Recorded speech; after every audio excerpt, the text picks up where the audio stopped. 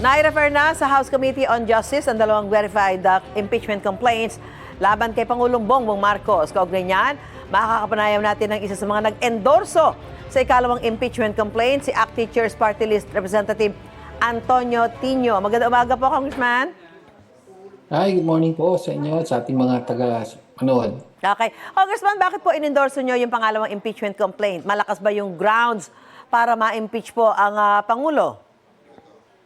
Yes, of course, in-endorse natin dahil tingin natin nilalaman ng complaint ang buong katotohanan kaugnay sa sino ang nasa likod, pinaka-responsable at direktang involved sa corruption, sa insertions at kickbacks, sa flood control. Yan si Pangulong Marcos Jr. Apo, ano pong ginagawang kakaiba ng Kamara ngayon para hindi maideklara pong unconstitutional yung impeachment complaint tulad ho ng nangyari sa complaint laban kay Vice President Sara Duterte? Well, yung kay Vice President Sara Duterte, ibang moda po kasi ang ginamit doon.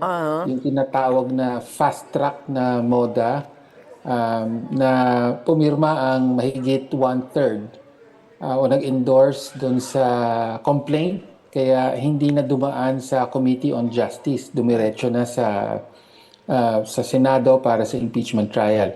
Sa kasong ito, wala nung mabilisan na more than 1/3 ang pumirma, kaya referral sa Justice Committee ang nangyari.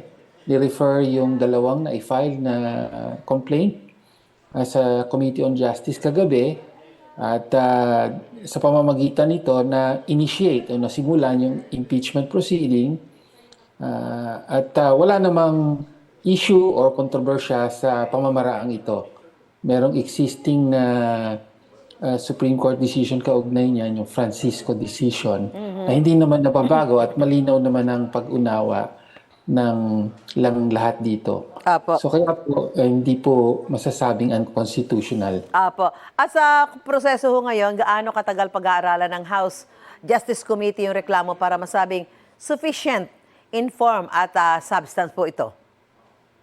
Po, merong I think it's 90 session days ang House para pag-aralan at idaan sa proseso yung impeachment complaints. No? So sa panahong yan, either mula sa komite, aabot sa plenaryo at either magtutuloy yan sa Senado para sa trial or doon na papatayin, kumbaga, yung complaint.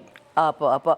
At Congressman, kapag natapos po yung 1-year ban sa filing ng impeachment complaint laban kay VP Duterte, mag-e-endorso ba ulit kayo ng bagong impeachment complaint? Yes, sabi na po natin yan na handa na po tayo.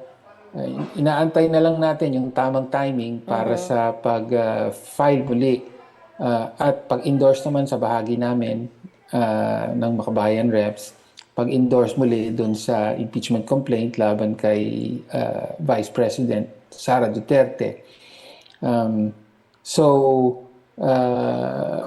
Sometime next week na siguro ay pwede na yun.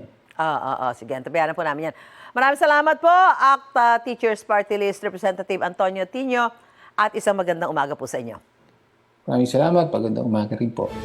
Gusto mo bang mauna sa mga balita? Mag-subscribe na sa GMA Integrated News sa YouTube at tumutok sa unang balita.